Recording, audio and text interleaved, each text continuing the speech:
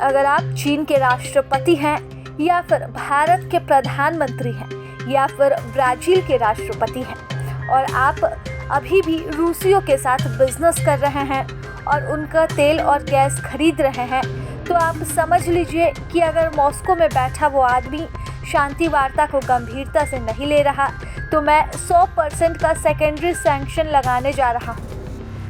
ये धमकी भरे शब्द दुनिया के शक्तिशाली देशों के संगठन नाटो चीफ मार्क रूट के हैं। उन्होंने गैर कूटनीतिक शब्दावली का इस्तेमाल करते हुए भारत, ब्राज़ील और चीन को रूस के साथ बिजनेस न करने की सलाह दी है। नाटो महासचिव मार्क रूट ने मंगलवार को चेतावनी दी कि यदि ब्राज़ील, चीन और भारत जैसे देश रूस के साथ व्यापार करना जारी रखते हैं तो उन पर 100% तक सेकेंडरी सैंक्शन लगाया जा सकता है और ये प्रतिबंध बहुत भारी पड़ सकते हैं। ये सैंक्शन अमेरिका द्वारा उन देशों पर लगाया जा सकता है। मार्क रूट ने कहा कि इन देशों को चाहिए कि वे पुतिन पर यूक्रेन के साथ सीज फायर के लिए दबाव बनाएं। रूट ने कहा, उन तीनों ही देशों के लिए मेरा विशेष प्रोत्साहन है कि अगर आप बीजिंग या दिल्ली में रहते हैं या ब्राज़ील के राष्ट्रपति हैं तो आपको इस पर गौर करना चाहिए, क्योंकि यह आपको बहुत प्रभावित कर सकता है।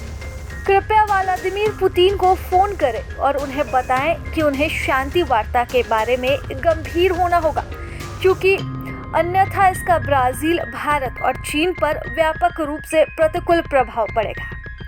गौरतलब है कि ट्रंप रूस के खिलाफ यूक्रेन को हथियारों की नई खेप देने का ऐलान कर चुके हैं। ट्रंप ने यह भी धमकी दे दी कि अगर रूस 50 दिनों के अंदर शांति समझौते पर सहमत नहीं होता है तो रूस का तेल खरीदने वाले देशों पर अमेरिका 100% सेकेंडरी टैरिफ लगाएगा।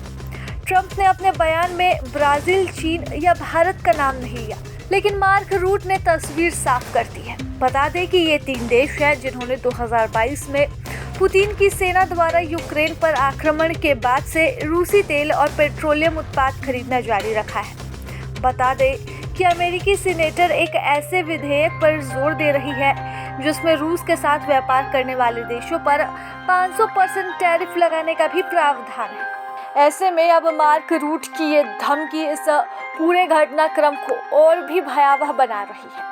क्या मार्क रूट की इस धमकी के बाद भारत, चाइना और ब्राज़ील रूस से बातचीत करेगा और उसे यूक्रेन के खिलाफ वॉर रोकने की बात करेगा, या फिर सीधे तौर पर इस डर से कि टैरिफ लग जाए इस पूरे व्यापार समझौते को ही रद्द कर देगा? ये तो फिलहाल देखने वाली बात रही।